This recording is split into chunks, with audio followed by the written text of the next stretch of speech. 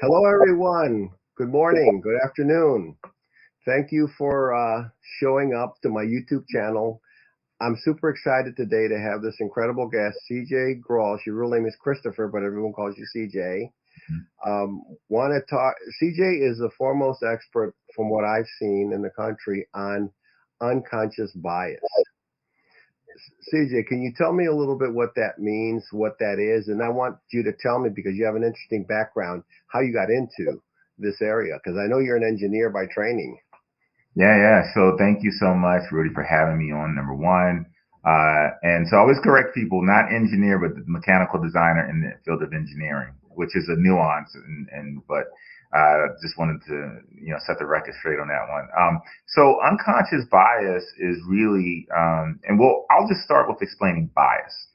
Bias is a function of the brain that allows humans to make decisions quickly, um, to keep them out of harm's way emotionally and physically. So that is the definition. It doesn't mean you're a racist. It doesn't mean that you like or don't like a certain person. It just means that you're human. So I always tell people that bias is inherent in all humans. And when we were a hunter and gatherer society, the brain bias made sure that when we went to go get food, that we didn't become food. So bias is not good. It is not bad. It is there to protect us against things that the brain deems as harmful. And so that's the way we should always start this conversation around unconscious bias. And, we've had people in the past to say, well, that person's bias is not unconscious, it's conscious. And we should really start with the baseline of conscious bias, and then we can decide whether we have unconscious bias or not. And the reason why that's important is because I've had one of my colleagues say to me, who's a diversity consultant, say, well, I'm tired of saying this, letting people off the hook, because some of their biases are conscious biases. They just call them unconscious so they don't have to be responsible for them. And so that's not our call. That's up to that person. And so anyway, it's a long answer to what bias is. Well, but there's also intentional bias, Mm-hmm. and what you talk about is the unconscious bias. The intentional bias is like, I hate all Argentines, for example, or I hate all Canadians. That's Mm-hmm. a decision that somebody made based on some type of experience, right? And even intentional bias can be something good. Oh, I like broccoli. I like Mm-hmm. this. Okay. I hire But, people with degrees. huh? Well, yeah, we Yeah. hire people with degrees or people who have graduated from medical school to be doctors, right? That's still a bias, but it more so lines up with that particular function. So yes. Well, how does it affect you in the workplace? That's the key issue, because, you try to be fair as an employer, but you have to then overcome these biases. So, for example, I see a lot with a number of my friends who are looking for jobs.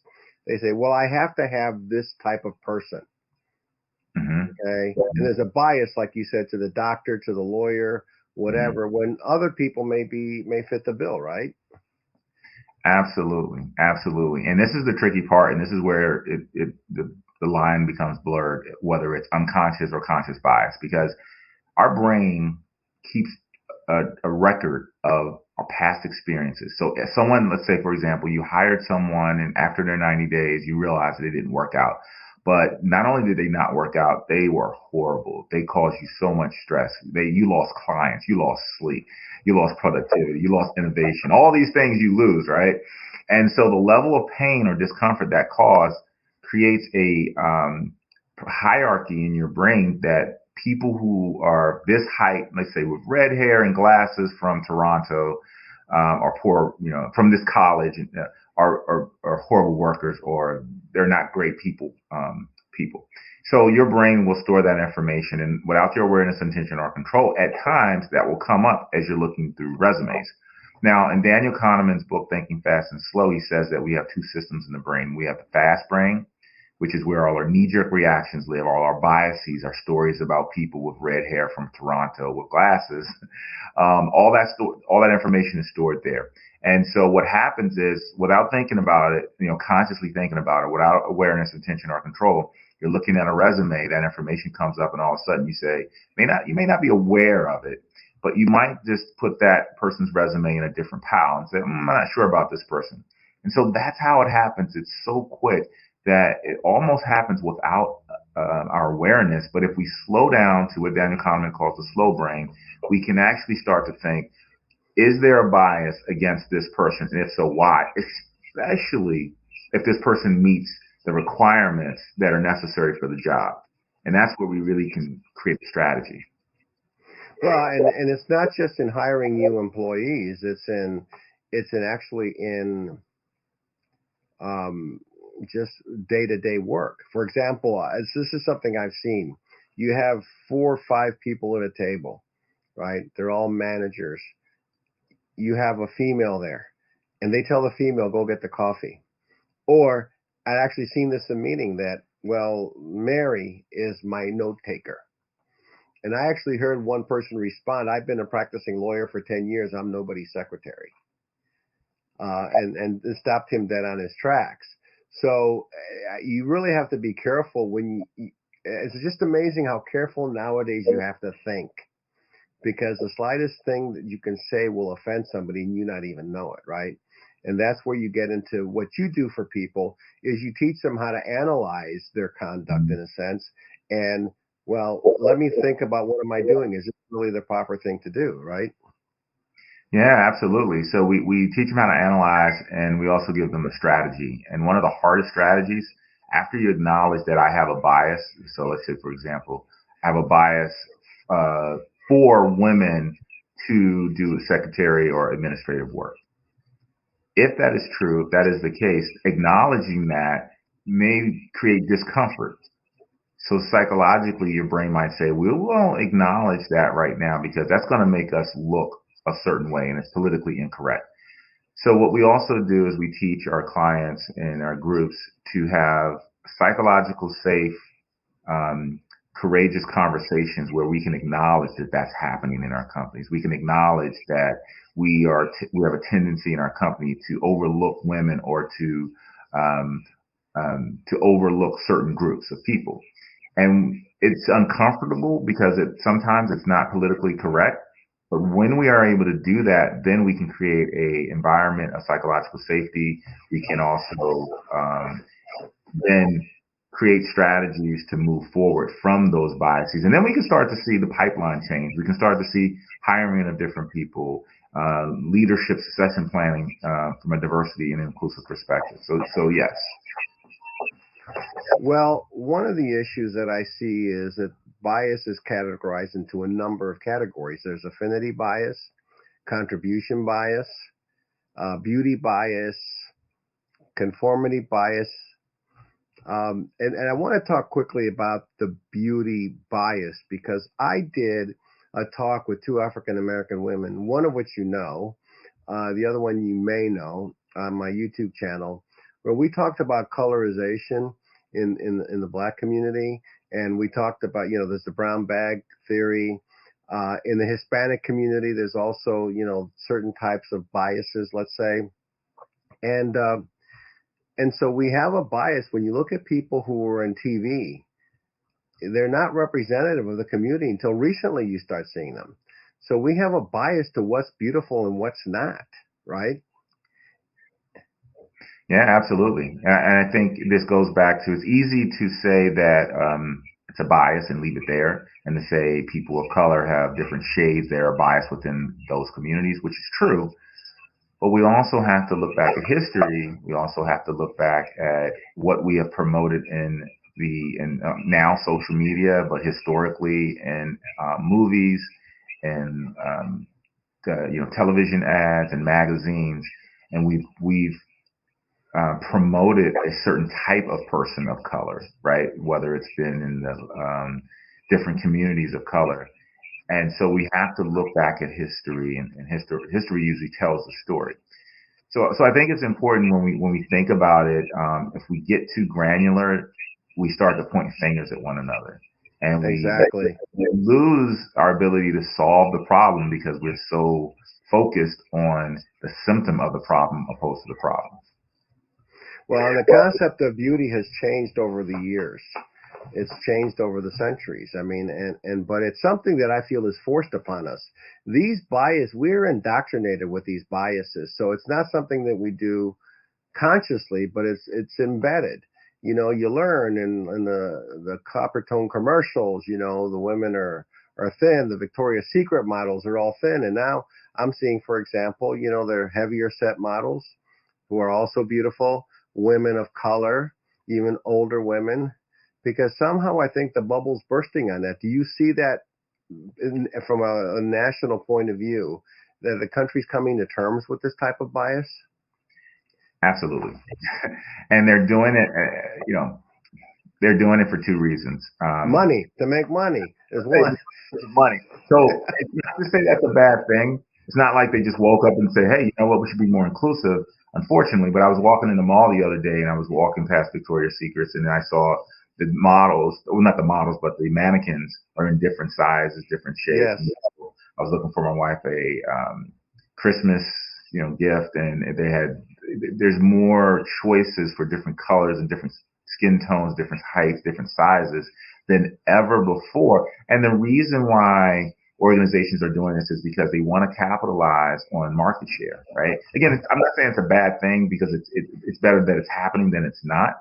However, this is what we need to consider. If we want to make changes and shifts, we have to look at how our society operates. And I know in the United States of America, we operate from a capitalist society, right? And so even when there was the civil rights, when people started boycotting and those dollars didn't go outside of the African American community the same way, people started to take notice. And so unfortunately, there are some challenges that have to kind of take place in order for things to happen. But so to answer your question, yes, I'm seeing it everywhere. I think also that also can be a challenge because now we are starting to. It's like being healthy, right?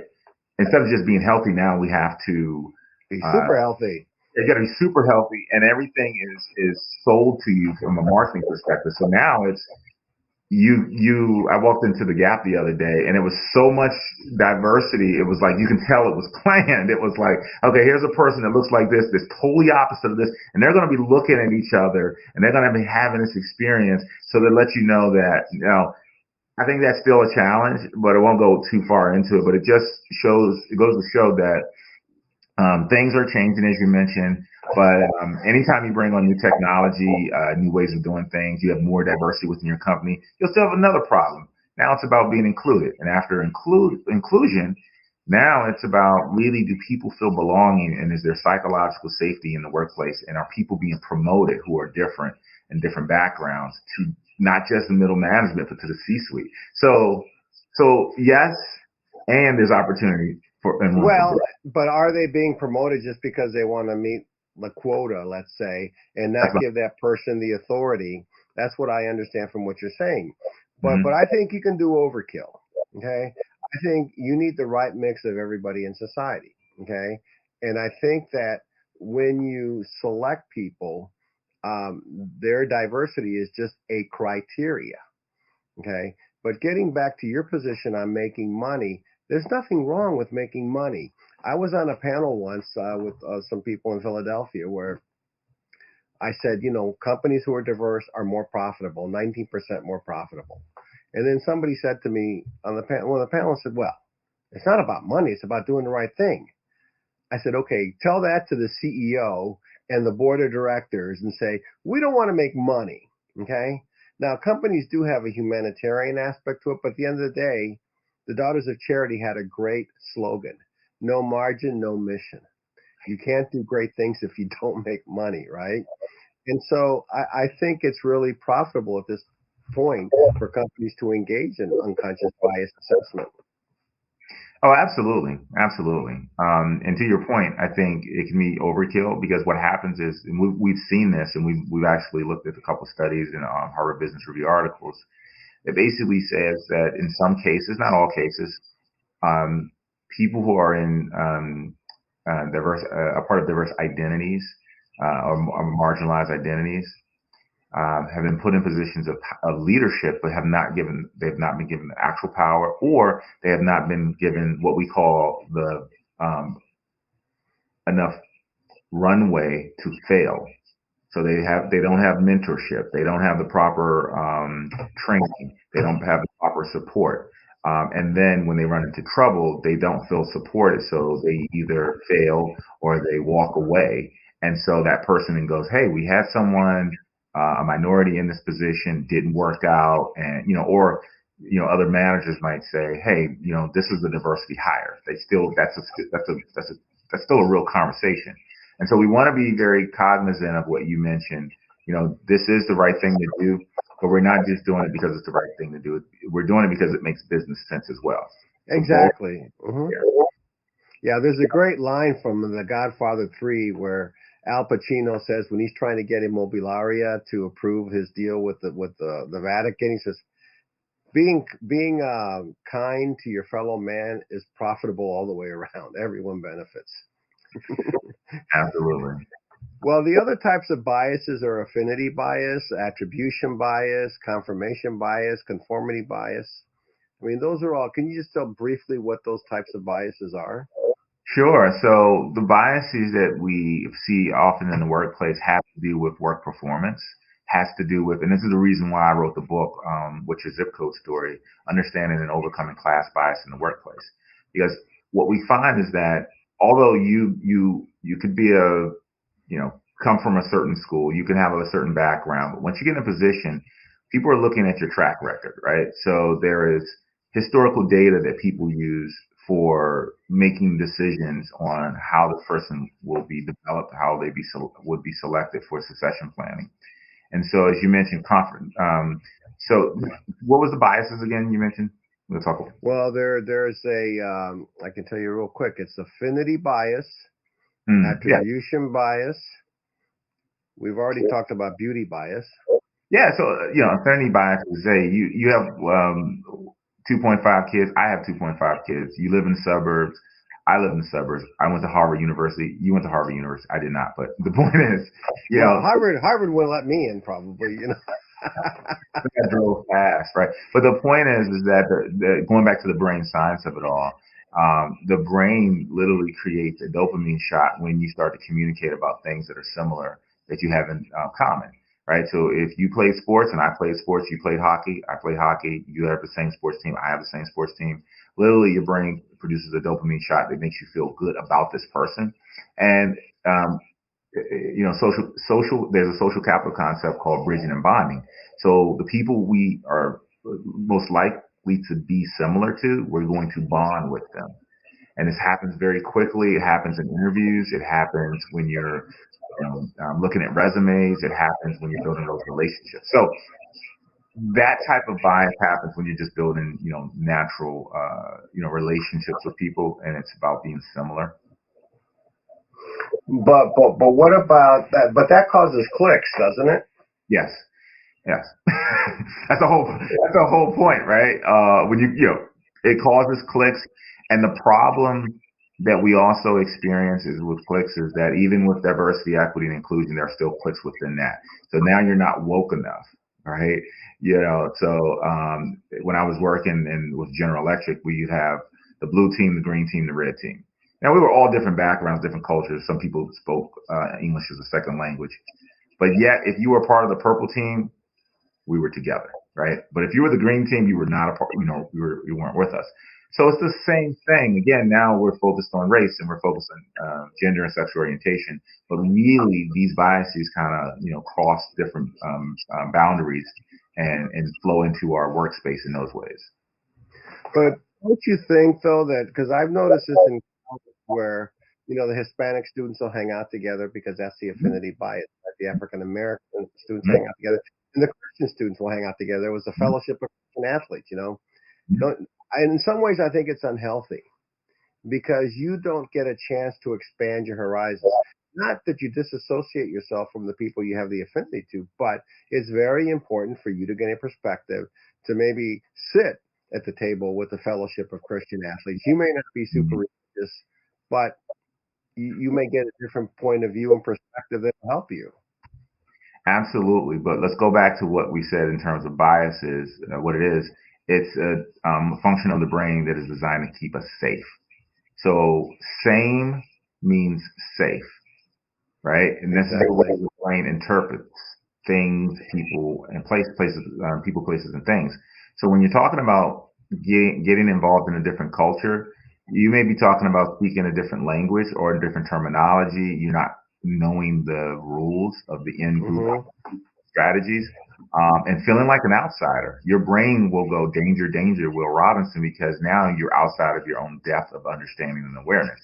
So it's easier said than done, but someone like yourself, very multicultural, different experiences, different backgrounds, it's easier to do. So we have to create programs in high school, in middle school, in different university and colleges, and obviously in our companies where people are socialized in a way where we are cross communicating from different backgrounds, different um, uh, functions within a company or organization, and almost designing it where we communicate. We have to communicate, and we have to talk about our differences, and we have to solve problems using our own backgrounds, because that's when people can really, appreciate who you are as being different, is when you solve a problem because you're different.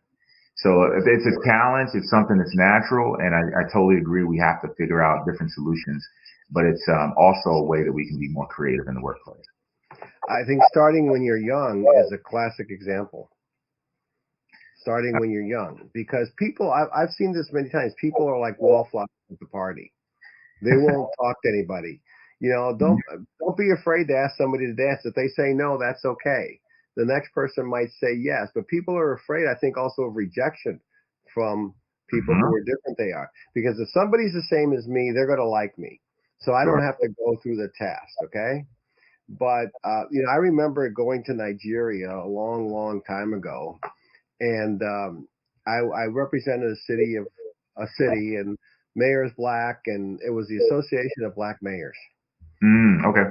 I am the only white guy in the whole group, and everyone kept looking at me. And as we got off the plane, people kept looking at me. Who is this guy?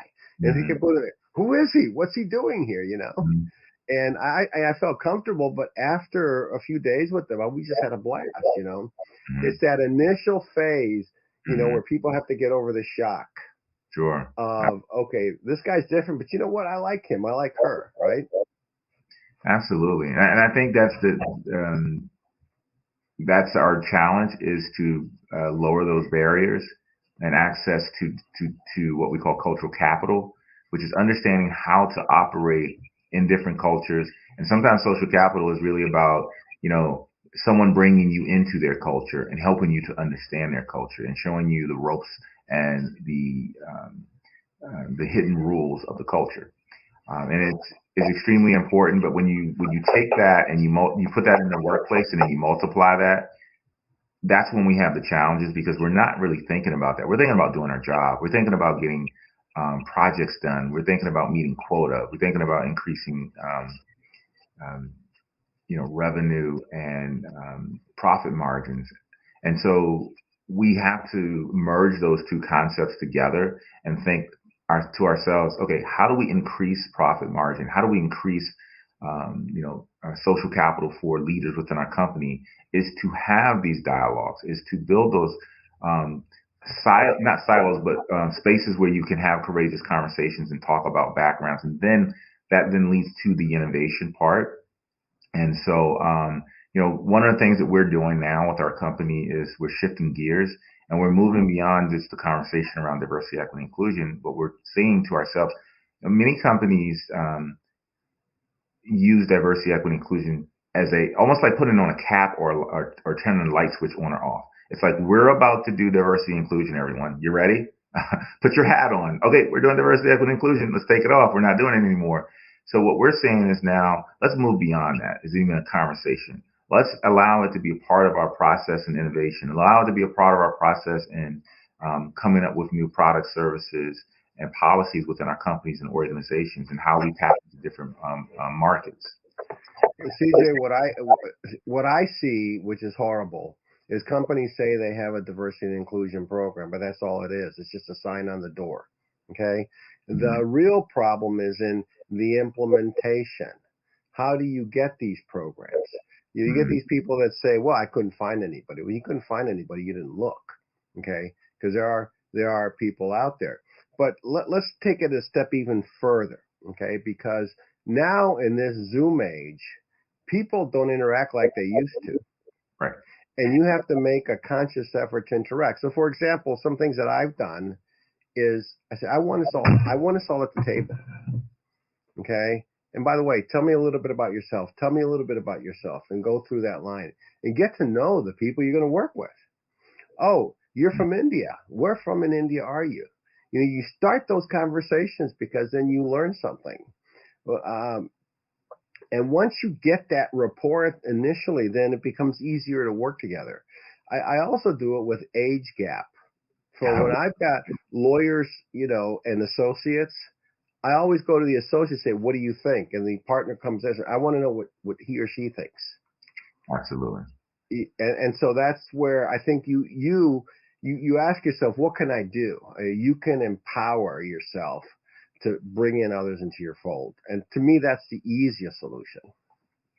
Absolutely. Absolutely. And I agree with you. And I think I agree, but then I also challenge it to say when we have leaders who've been put in positions because of their past performance, not as leaders, but as individual contributors who do not have the skill set of being curious, as you mentioned, about different cultures and different backgrounds and different experiences of people.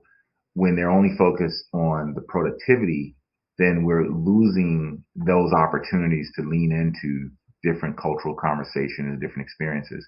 So we don't have trainings. Well, we do now. We're starting to develop more trainings, and companies are applying them to their leadership strategy. But we need to do more of that, because that ultimately, you know, what you're mentioning is how we become more inclusive as leaders, and how we go within ourselves to connect with people that are maybe not similar to us, but maybe have a similar experience, but we never get past the point that they're different than us.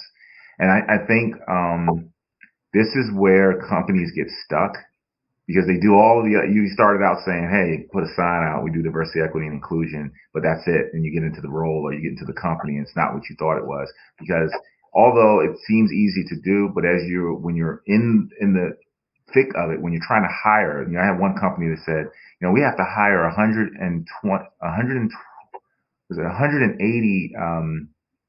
pharmaceutical reps to roll out a new drug. And they started out with a very strong statement. We are going to be leaders of diversity, equity, and inclusion in the pharmaceutical industry. Very strong. They put money behind it. They did a 4-day training. It was just awesome. And guess what? The numbers of, you know, in terms of diversity and demographics that they actually end up hiring from the 180 sales reps are the exact same, you know, maybe 2% off as the earlier numbers. Although they made the statement, the CEO went out and said, hey, we're going to do this. We're going to put money behind it. And they still got the same results. So what that means is it takes more than just saying we're going to be a diverse company and putting training together and all those things. Those are the initial steps. It is the hard conversations. It is bringing people into the room. And to be honest, the disruptors. Those are the ones. Exactly. You know, you need you and I.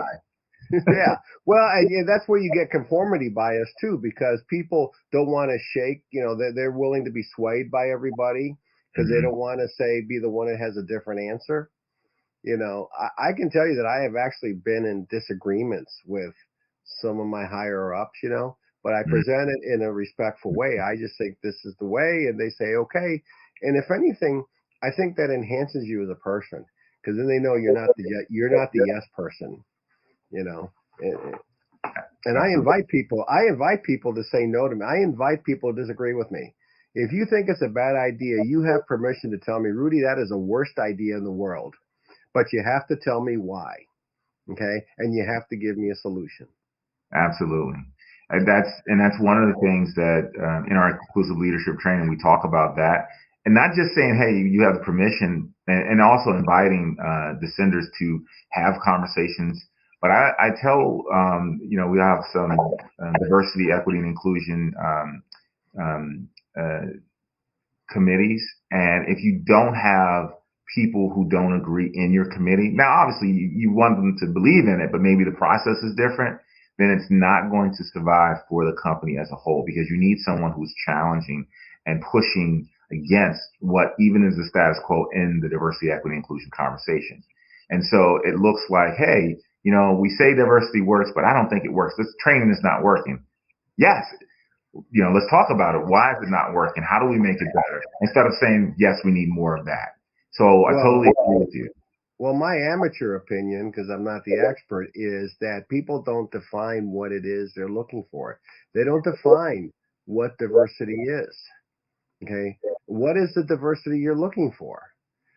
So you have a company, for example, that has sales reps. And in Southern California, for example, you have thousands of Iranians, thousands of Koreans, thousands of Vietnamese. So you're going to have to adapt to the marketplace, right? Absolutely. That's an immediate need. You got people who don't speak English, so you've got to have the sales reps too. But that's not a necessity. But then there's the other part to it is, all right, what does diversity mean for the company? Okay. Absolutely. It doesn't just mean hire women, hire black people, hire Hispanics. Okay. You need diversity of thought. Right. You need diversity of like just your cultural background, where you grew up, how you grew up.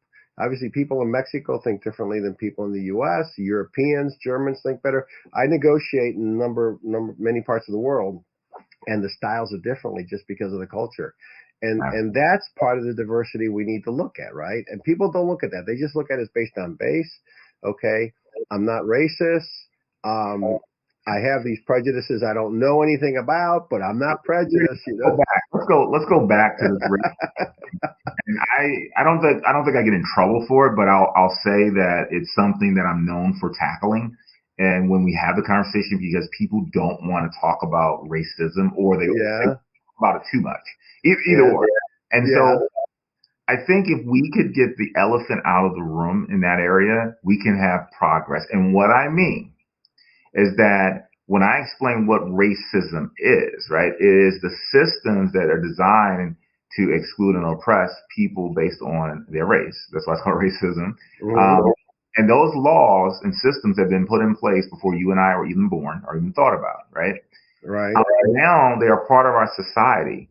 And so it doesn't mean that because I made a statement or because I'm a certain a race or color myself, I am racist. What it means is I'm a part of this system, right? Just like you are, and just like I might be. Mm-hmm. And if if I sit in a position of power, and even if I'm a person of color, and if I'm a part of the system and make decisions based on the systematic way of thinking that people of color or people not whatever it is, whatever race, that's still racism, but it's a system, right? The other part of racism is the ideology, is the way I think about people who look different, like we had the conversation. Mm-hmm. Yes. Right? So once we're able to say that this is a system and it's an ideology, it's really not a person, right? I can have racist thoughts, even being a person of color, against other people of color, right? We talked about that earlier. And so once we get that, elephant out of the room, then we can go on to say, all right, here's what it means to be biased, and here's what this system of racism is how this is impacting us in the workplace, in our communities, and all those other things. And we can work together as a team, as people who are different, and people who are in a similar race. And so I think that's one of the things that's holding us back is we have all these taglines, we have all of these things that we are, in the States, you're a Democrat or a Republican.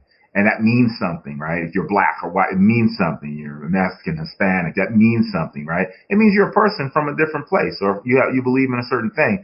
But it doesn't mean that we can't work together. That doesn't mean that I'm against you and that I'm a part of the system. The system is the system. And so we need to really, take the things out of that that talk and that speech so that we can get to the solving problems.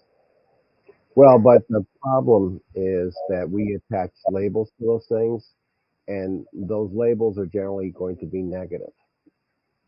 Okay? So, for example, Mexicans, lazy. Okay? Mm-hmm. Certain characteristics. That's the problem. So we need to eliminate those negative connotations too. Well, I think that's the challenge, and that's where the courageous conversations come in. Because when we say we have this thing saying in coaching that there's a line that we use when someone says something that is maybe politically incorrect or maybe just viscerally, people have a visceral response to it. So when you say racism, what do you mean? Exactly. We need to go further down the rabbit hole to find out what you mean when you say this, because as soon as someone says racism, we're on a Zoom call and cameras start to go off. People start to shut them down. People of all different backgrounds, right? And so we were actually going to call 40 people, and the company was bringing us in to kind of mitigate a merger and some other things, bringing people back from being furloughed. And this woman said when she was an African American woman, she was younger, so I think she was a millennial. She said she had natural hair, a black woman, African American in the States. She said she was middle management too. I just want to tell you all the details here. She said, if a white woman touches my hair, that's racism. And everyone goes, oh no, cameras go off. And I said, let's lean into that. So when you say racism, what do you mean? And we went down this rabbit hole. We talked about this for 30 minutes. It was not a part of the program, but I knew that it was a bombshell that went off, that people were not going to be okay one way or the other. So when we got finished talking about it, it was an amazing experience. People were apologizing. She had to, not had to, but she apologized because she wanted to acknowledge that she was being exclusive as a response to something that she thought she was experiencing. And so we took the things out of it, and it came down to, she acknowledged that this was cultural difference. I know not to touch a woman of color's hair because I'm a part. Well, you don't want to touch anybody's hair. I mean, it's not. Yeah, I mean, but however, I've heard this many times before, women of color, that white women want to touch their hair and they believe it's racism, opposed to, if I'm a part of a culture, there's certain things you do or don't do, but it's because you know the culture. And it doesn't mean that I am trying to oppress you because I'm curious about your hair. So it's those conversations that we really need to have and break down what we're talking about when we say racism or exclusion and those things. And it's not to say that's not the case. It's just to say, what are we talking about and what do we mean behind it? So. Yeah, I remember being in court one day. I was working on an adoption, and this family was adopting an African American child, and he was 4, and this other little blonde-haired kid was 4, and he says, "Mom and Dad, he's chocolate. He's chocolate." And but the thing is, the kid was excited. Oh right. My God, this is great. We could tell this kid's probably never been around a black kid, But and the parents, embraces it. Isn't he beautiful? Is the first thing they said. Oh my God, he is so, chocolate's beautiful. And so they use it as an education process. I think you need to take those instances and use them as education process. Because too often we end a fight. We start fighting with each other because of comments that are made. And, growing up, I've had the comments made, for blacks, it's the N word. For Hispanics, it's the S word. We were called Spics growing up. And people would say to me, "Ándale, muchacho," and I said, "Well, I'm not Mexican."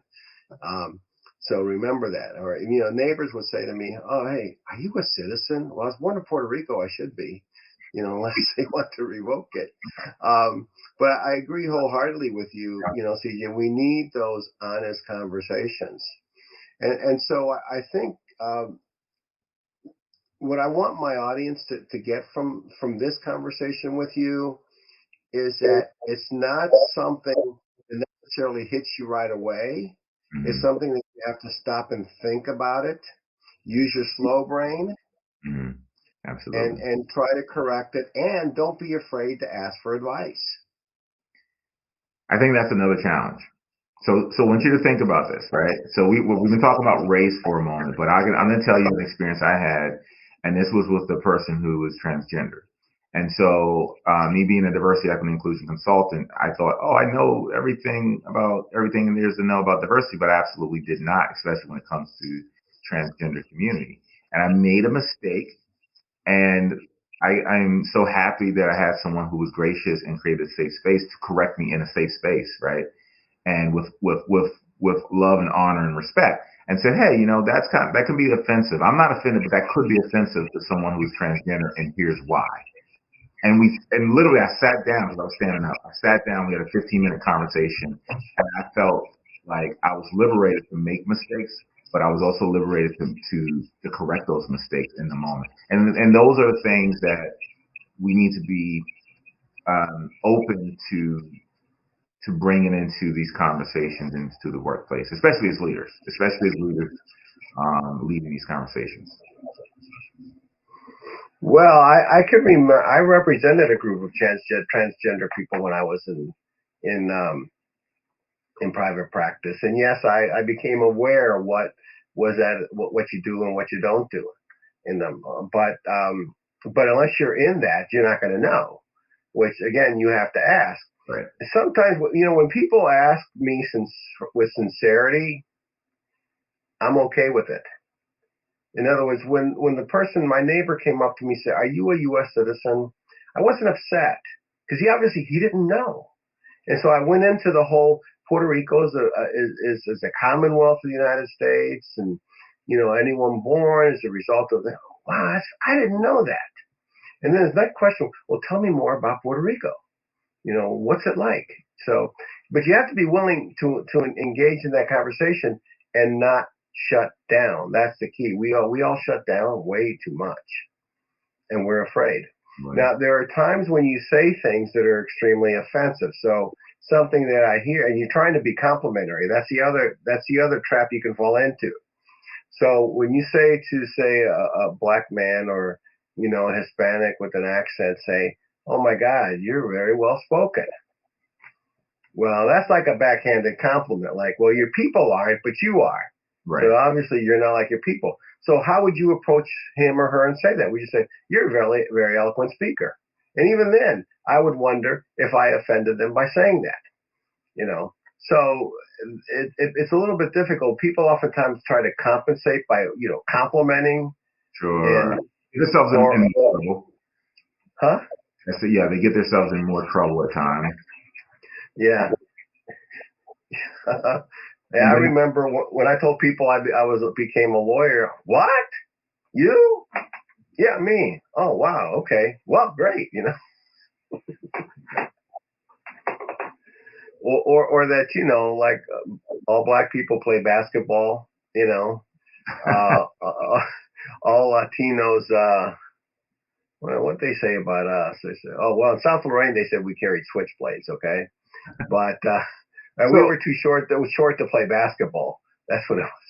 I think, if I can be honest, so there are some true biases based on what you said, like experiences, right? So if you've never been around people who have different backgrounds from specific cultures, you're going to think, all people who look like this because of your lack of experience. Mm-hmm. You're going to think that that's true.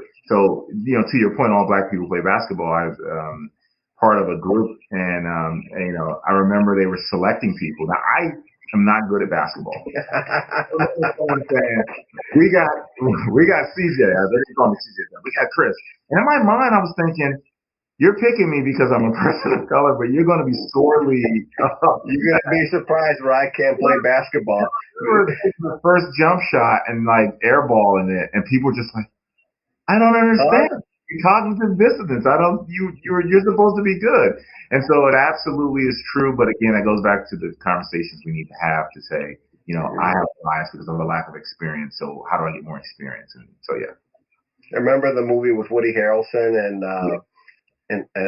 what's his name? Wesley Snipes, White Men Can't Jump. Yes. Oh, yeah. Good example as well. Yeah. It's a good example. Well, tell us a little bit more about your book, where we can get it. Give us a preview of your book. I've ordered it. I ordered a hard copy. I didn't want it. I'm not a big Amazon book reader. Oh, yeah. Oh, man. Thank you so much for supporting the book, first of all. So, yes, the book is called What's Your Zip Code Story? Understanding and Overcoming Class Bias in the Workplace. And it really is a book that talks about those 5 letters behind your address, which in the States called zip code. Abroad, they call it your postal code. People create a story around how smart you are, your background, education, income, parents, based on the zip code you live in, right? So the Beverly Hills zip code or the, wherever it is. you create a story, right? And so what I've learned in our work in diversity, equity, and inclusion, some of our own biases are around class, right? Even within our demographics in the Black community, in different communities, we're still ranking people based on other things that are outside of just race and sexual orientation and those other things that we talk about. So class is the one thing that we don't really talk about as much. And going back to the brain science, the brain puts people in a category based on people, places, and things. And there's a hierarchy, right? So again, we talked about Harvard University, right? So if you've gone to Harvard, people just assume that you're smarter. They assume that you have maybe wealth. Maybe if you're a person, this is a bias, but maybe you're a person of color and you, oh, well, maybe they got in a scholarship. I'm pretty sure they were smart, but they also got in to play sports. So this is the way the brain works. But the reason why it's important to understand the classification is because when we start talking about diversity in the workplace and bringing more diversity to the top levels of organization, C-suite, class plays a great part in how we select people, how we promote them, how we give them the support necessary to be successful at the higher levels of our companies. And so it's the reason why we wrote the book, but it's also about the things that we're not talking about, how to have those conversations. And so the book really just dives into that aspect of diversity that we don't discuss much. And I read some of the excerpts on it, but what's interesting is I've traveled to other countries. The class system in other countries is more pronounced than it is here. We don't talk about class systems here. But in Mexico and India, you have these class systems that it doesn't matter what color you are. You're in that class, you're not going to go there. And interesting, St. Louis is a town where they ask you, where'd you go to high school? Oh, yeah. And what does your father do? So you talk about the zip code classification. St. Louis is a prime example. So my listeners from St. Louis, please don't hate me. You all know it's true. You all know it's true, okay? So, and St. Louis, they brag about it. So, and I hear in Jacksonville, they ask you, where'd you come from? Yeah, because there's a story, right? If you grew up in a certain town, and people will create a story, and before you know it, you're in a meeting that you didn't know, you didn't know anything about, or you're excluded from a meeting or a conversation or an opportunity. And so, I think that is important to understand. And someone asked me a question. So when we released the book this summer, I was in the UK. So I was specifically in Oxford, and then we went to London. Someone asked me a really interesting question. They said, your book is about class bias. So you're from the States and we're in the UK. What would you say in terms of the difference in class or the difference in how class shows up here, since you've had time to, go around and, talk to people, experience it versus the States? And I made this comment. I thought that was hilarious for me, right? Being a person from the outside, looking on the inside of specifically London. I said, well, we learn from the best. So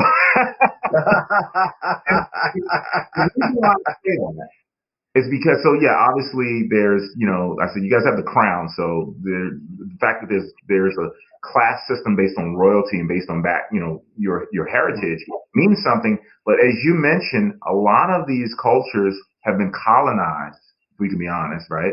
Have been colonized, and that class system has been infused into some of those cultures. Now, some of them already had like religious class systems, which already existed, and geographical. But then when you also bring in the fact that you're being colonized, and the colonization says this group is better than that group, now you have different levels, and the more of a challenge there is in terms of finances. So more developing countries, class is going to be a greater influence in that culture, in that community. Well, CJ, something I'd like to close with is one of some things I've told my kids and other people. Racism, classism, bias, whether it's intentional or unconscious, is geographical, it's situational, and where you are in time. Absolutely. I can remember being in Belgium because I studied for a summer there. And I asked, because I've always been curious, I said, hey, what do you think of Black people or Latinos? And some old ladies, oh, they're great. It's the people from Morocco we hate. Oh my God, they're terrible. You know. That's I said, and so when you look at our World War II African American servicemen who were in France, you know, they come back to the hate racism here where they weren't treated, you know, with racism in France. So some of them left to go back. Yeah, they left to go back. But you know, that's why I think your title is really, really ingenious, okay? Because it's not just about the U.S. zip code. It's about your zip code anywhere in the world, right? Where is that zip code from? And those biases are important to that zip code. Absolutely. Well, CJ, thank you so much for coming on. We'll do our closing. We're going to end the recording now. I appreciate you coming in, and hang on for a second after we close out. Let Absolutely. me just...